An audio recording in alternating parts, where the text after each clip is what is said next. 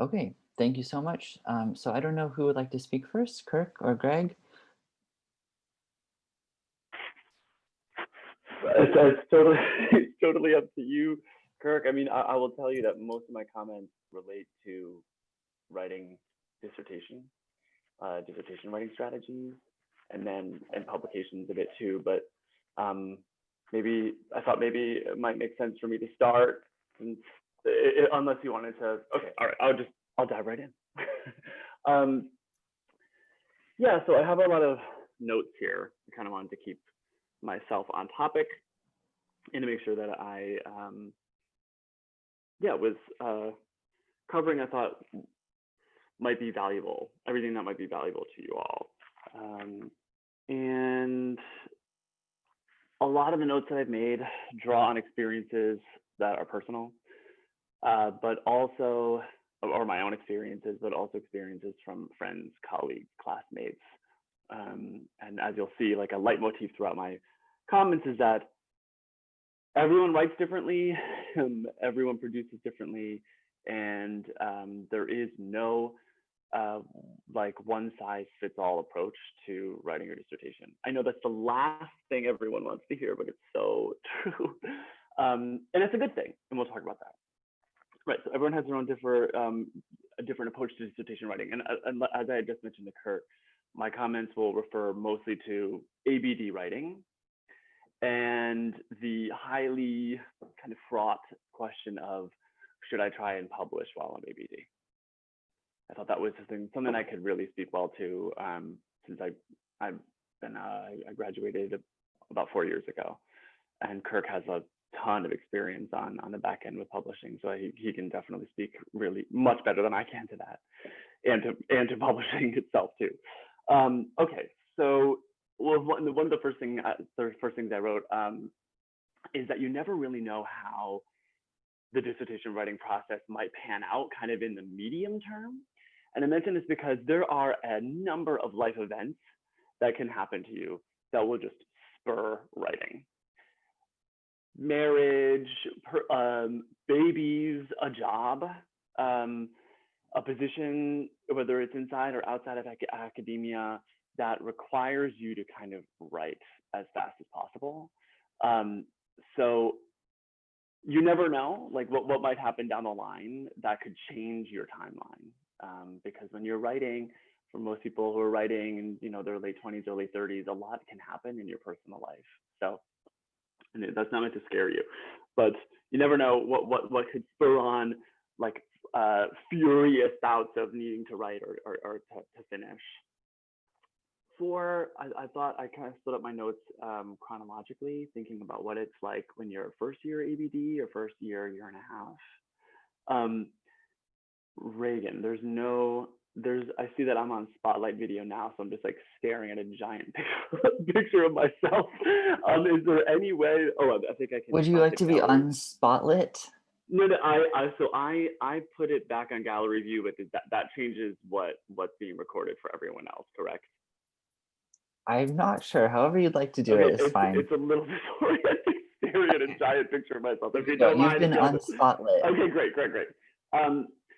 All right, so I think and I think many of your advisors would say it is the objective of your first year to just hit the ground running, reading, and really familiarizing yourself with the terrain of your primary sources, verbal and visual.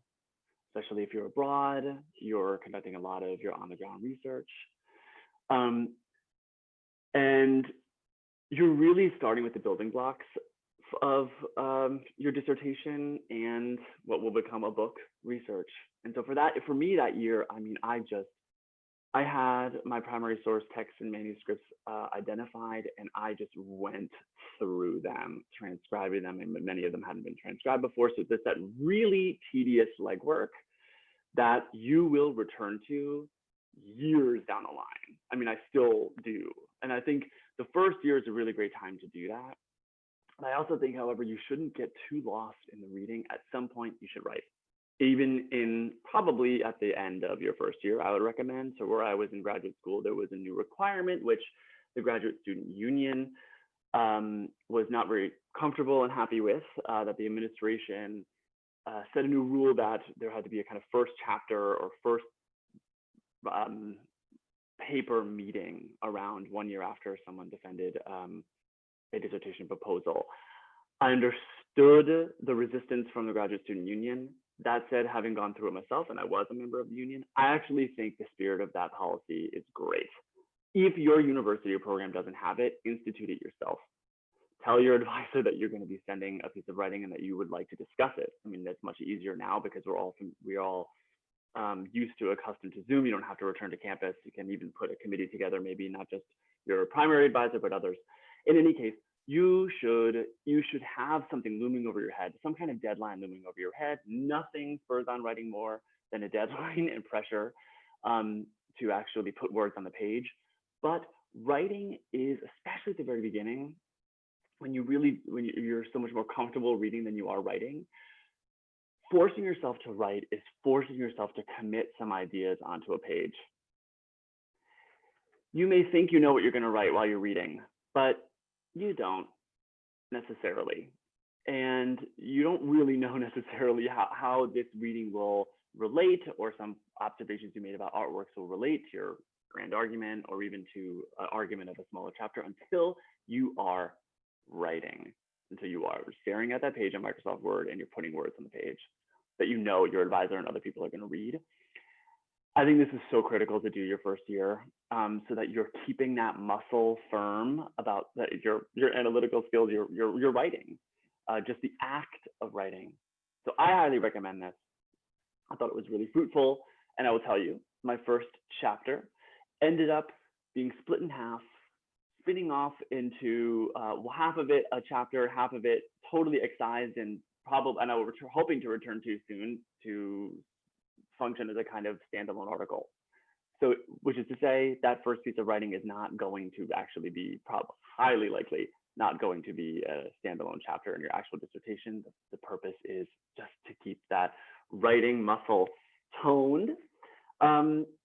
And later stages of your writing are a bit different, because you're probably going to, as you progress along ABD status, you're getting closer to wanting to finish, and in the kind of medium term range, because that last phase, kind of no matter how planned or how methodically you've approached your writing, I will say, again, from personal experience, but thinking about all my friends and classmates who've gone through this recently in the last 3 or 4 years, it's kind of hectic no matter what. I mean, there's kind of no way around that. So, and that's just how it is. And it isn't for everyone, but I think the chances are you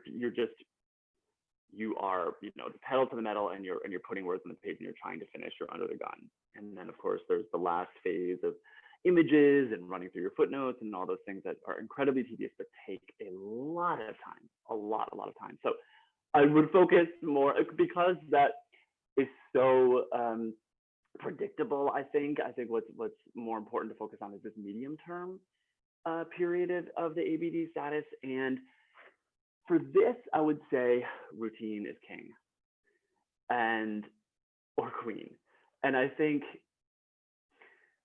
you should acknowledge or confront or respect your particular approach to writing, how you write. Some people would prefer to write every day, a little bit every day, and read for a portion of the day and write for a portion of the day. And sometimes some people like to write in the morning, some people like to write in the afternoon or the evening. Some people read for 3 or 4 days of the week and then spend Friday just writing 5 pages. The point is, it doesn't really matter what your method is, so much as you know what your method is. And I also, from personal experience, tend to think that it's difficult to change your actual technique, especially when you're in the dissertation writing phase in the medium term. And I think it's important to recognize what your technique actually is and to come up with a routine and to stick to it. My personal routine was reading in the afternoon and kind of organizing my thoughts so I could wake up the next day and attacking that particular compartment of a chapter. And that was at least my medium term. I mean, I know a lot of people who preferred reading Monday, Tuesday, Wednesday, and just writing Thursday and Friday. But the routine is very, very important. I think one other benefit of the routine is it keeps you in the writing mindset. It's hard to get back in that mindset once you've left it. And the dissertation it's a very strange beast in that it is a large one that kind of looms over you. So I think it's best to kind of stay in that, especially in that medium term, like staying in the writing mindset as long as you can. And with the routine, you can also set yourself incentives. It's hard to think of things that bring one joy at this moment. In time, I mean, I remember setting up excursions, like research excursions or small trips when I wrote for most of the period I was ABD, I was living abroad. Even for those of you who are abroad, I shouldn't be condoning travel if the various epidemiologists and public health experts in your countries are saying not to do that, but there might be creative ways of doing this. In any case, I mean, even going out to dinner is difficult. Find what could bring you joy to work towards, to treat yourself after, 6 weeks of steady writing and coming to a certain milestone, whether it's finishing a chapter or finishing a particular line of inquiry that you're interested in. The routine is conducive to that kind of rewarding behavior. I mean, it's really kind of learning how to ski in a sense that once you attack and you keep kind of scratching more and more the surface, you'll realize like over the course of several weeks, you will have accomplished quite a bit. It's like looking at the first 3 feet in front of your skis, and before you know it, you're at the bottom of the slope. This is also hackneyed and cliched. It totally is, but sometimes I actually think this does ring true. One of my dissertation advisors said the inimitable Robert Nelson told me, "I'll tell you exactly what you need to do to finish your dissertation. And it's one word, right." And that is true. I mean, it's hard because you want so often you want to kind of avoid the writing. You're thinking, oh, I'll just take this trip and see this thing, or no, I'm going to wait until I receive this book. Or at some point, you really have to start just writing. And another great pearl of wisdom from a different dissertation advisor was, and I think this is a tongue-in-cheek comment. Again, there's the spirit of it is very true, is a good dissertation is a done dissertation. And you definitely, I mean, you want to write a good dissertation in its own right, but it can't be done until you're actually writing in that mode of writing. Okay, so I think I've made that point really clear. Reward yourself at regular intervals, stick to your routine. And then, which brings me to the question of whether you should publish while you're dissertating. Publishing while dissertating. Again, another scenario or another kind of question that has no right or wrong answer. I think what you need to think about when you're balancing a publication while you're writing your dissertation is that the yardstick is how sidetracked will it push you? And there are different kinds of publications that will push you further off course than others. And Kirk might have a very different opinion on this than I do, so take all this with a grain of salt. This is just one person's perspective on the issue. I mean, I think at this stage, the chances are, if you're publishing something, it's probably going to be something based on a conference paper, maybe a chapter of an edited volume. Now, the other alternative is a peer-reviewed journal, of course. Now, that both will require a lot of time. I'm willing to bet the peer-reviewed, if you think you can, if you have something that would be accepted, or that is, would clear the bar or reach the threshold of a peer-reviewed journal, be hard pressed to say don't pursue that path, but you should know from the outset that will push you off course from your dissertation for a very long time. I mean, especially some of these peer reviewed, you will spend a lot of time on that paper reviewing, revising. So that is a risk because it is not always the case at all that a publication will actually help your dossier when you're applying for jobs. I've only served on 2 search committees. One was for a junior position.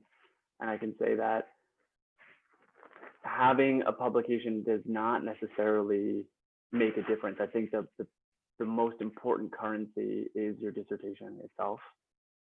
That is really where you should be kind of keeping, where you should be focusing your attention. I would say if you, of course, it looks nice to have a line on your CV that it's a publication. It's nice to send something in your dossier that isn't a Microsoft Word file, but is graphic designed and a PDF that looks nice and neat, that it's from an actual, in a book between 2 covers, as it were. If an opportunity does fall on your lap to publish something in an edited volume, I would say pursue that if you believe it won't push you off track for more than 2 or 3 months. And they can. Once you start entertaining this option, you start committing yourself to something that could really snowball into a real time sucker. So be very careful about that potential, and only you can know the answer to this question, really. And I don't think an edited volume chapter would make a difference if you were going up for a job. So I don't think it would make all the difference. So it's just those are my 2 cents on the matter. Of course, every case is different. I think I've spoken long enough. And I look forward to answering your individual questions. Great, thank you so much. So we'll just, I think, do all the questions at the end. So I'll just hand it over to Kirk right now, if you'd like. Great, thanks, Reagan. And thank you all for joining us. It's morning where I am, and I know it's different times of day where everyone is located. So appreciate your time. It's a nice compliment to the comments we just heard from Gregory, that I'm going to focus a little bit on just the publication process and that kind of transition. And a lot of this is informed from my own experience. Again, I think that's key. I think we're all speaking from our own experience, and primarily I'm taking my experience as editor-in-chief of the Art Bulletin for a number of years and thinking about that. And a lot of what I'm going to say applies both to journal articles and to book publications as well. But I'd be most interested to hear your questions. And some of my comments are also just in response to the survey that was sent out beforehand, just touching on some of the common themes that I saw there. But I thought I'd begin first with a little anecdote in the publishing lore of the Art Bulletin. Leo Steinberg, who was, when he was a graduate student, was in a grad seminar that was taking place in Rome. And as part of the class, there was an exercise at which point the instructor brought them to Santa Maria del Popolo and basically assigned them each a series of objects to kind of focus on for 5-10 minutes and to write something. And Leo Steinberg was assigned to these 2 paintings by Caravaggio, and had this insight that the paintings were in response to the architecture around them and the lighting and so on, responsive to that, and really made for the site. He wrote this up, his professor was encouraging and so on, and he decided he wanted to submit this insight to the Art Bulletin. So he wrote something up, he spent some time, and he was working concurrently on his dissertation, and decided before he submitted that he was going to basically have a couple of his friends read it, see what the reactions were. They all read it, and including his professor, and they said, "Oh, this is great, but the style's all wrong. This is not the kind of writing style that the Art Bulletin will ever accept." And Leo didn't listen to them. He submitted to the Art Bulletin, and a couple months later, he got a letter back from James Ackerman, who was the editor at the time, and he said, "Congratulations, happy to accept this article for publication, and thank you so much for not writing in the dull style of every other article in the Art Bulletin." And that's just to say that you're going to get a lot of advice, and this is, we've already heard this, and a lot of it's going to be what worked for people in the past, and it's often misinformed. But I think the takeaway from that anecdote is that really kind of to trust your own voice, and to really focus on the things that you really do believe in. And also that good writing is key once you get to the publication stage. I totally agree with the assessment that a good dissertation is a done dissertation, and that's serves you well, particularly in the job market. But when you go to publish, writing is really, really important. And the other thing to kind of think about is when you're navigating this landscape, and I may I hesitate to say this, but I should say, I'm going to say it anyway, is that there's a lot of conventional wisdom around various publications, and a lot of it is actually wrong. And just from my own experiences as being an editor, there was this myth that the Art Bulletin is only for long publications, for long articles. And that's despite the fact that my first issue, I had a letter, and I sort of welcomed and invited shorter pieces in the Art Bulletin, and that was the tradition of that journal. There's a history of that. And I said that at conferences, and I said that when I met with individual authors and so on, that I did encourage shorter articles. But nonetheless, I never received a single one in my tenure. And in fact, external reviewers would say sometimes, "Oh, this article's too short for the Art Bulletin." I mean, which is interesting. So just to be aware of that, that sometimes what you'll hear is not necessarily what a particular press or a journal is looking for. And to be in conversation with the editor. And in terms of the process itself, at the time of submission, as I say, being polished is very, very important. Perhaps even more important is to follow the style sheet of the journal. Particularly, most editors I've spoken to get really upset if you're not following the citation style. It's an initial annoyance, and just signals that the author isn't paying attention to the venue.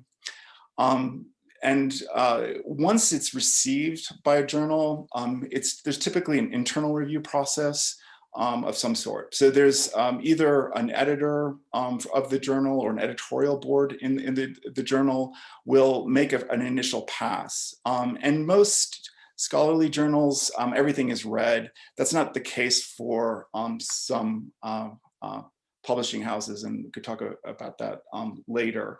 But for most journals, everything's read, at least by one person, usually a couple people. And then at that point, there's a determination as to whether that should be sent out to peer reviewers. And it's typically, most journals like two, and depending on the circumstances, in a couple instances, I've had as many as 7 or 8 external reviewers for interdisciplinary projects, but typically 2 is the most common. And you send these out. It's sent to most journals in the it's completely anonymous, and the article's sent out typically with a couple of questions for the reviewers to talk about the general quality. It's often there's a question about the writing quality itself, the quality of scholarship, the contribution to the field. And then typically there are 4 recommendations that reviewers are asked to make. One is to publish as is. That almost never happens. There's always usually recommendations for at least minor revisions. Publish with minor revisions, to publish with major revisions, or to not accept it. And at that point, we worked hard. My predecessor, Karen Lang, and myself really worked hard to kind of get the turnaround time. The Art Bulletin used to take a little bit longer, but we really tried to make that within 6 to 8 weeks. And then at that point, the author is then given those reports. In some journals, there's also an opportunity for the reviewers to have some confidential comments that are made to the editor, but that's not universal. And then at that point, presuming that it's not simply do not publish, and both there's a kind of if both reviewers are not saying do not publish, typically an editor, once he or she has sent something out for review, there's some interest in the project.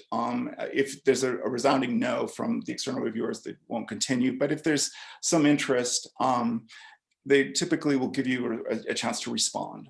There were a lot of questions that were submitted about what to do with contradictory reviews, and this is not uncommon. So if you receive that, just be aware that it's often the case that there's disagreements about a particular point of interpretation or a particular turn in argument and so on. And it's not that you have to conform to, the editors typically aren't expecting you to kind of answer everything in these response sheets, but rather to give a kind of a reasoned response to the major lines of criticism or concern. And this gets back, I mean, to that point by Leo Steinberg, is to really to believe in the project. And if you get something that's biting and it hurts, potentially, you shouldn't take it personally. Editors are very aware if there seems to be an ad hominem or ad feminem attack or something along those lines. I always read scholarship by any reviewer that I did as well, just to get a sense of what their take was as well. So don't take it too personally, but really just come back in a not in a defensive way, but just say, this is why I'm not going to adopt this, or this is how I'm going to respond to this, or why I don't think this is necessarily the most important criticism, or to position yourself. Most editors are sensitive to that. And then there can be a little bit of back and forth. Usually if there's a recommendation for substantial revisions by the external reviewers, there might be another round of reviews to make sure that the major concerns of the reviewers are addressed. And then presuming everything goes okay, and everyone's happy, then there's can move forward. And I moved forward as an editor on occasion when one reviewer was just not happy, but I felt really strongly about the project and just moved forward. So it doesn't necessarily have to be the case that every reviewer is on board or happy or satisfied as well, just to be aware of that sometimes happens. Usually in terms of timing, if everything goes well, it's about 1.5 years. But we tried to, in most cases, we got most projects that when I was editor in under 2 years. So, but it does take some time from the initial submission date to the end. But as I said, that's just a brief sketch of the process. I'm really happy to answer any questions that you might have. So I'll just turn it over back to Reagan. Great, thank you so much.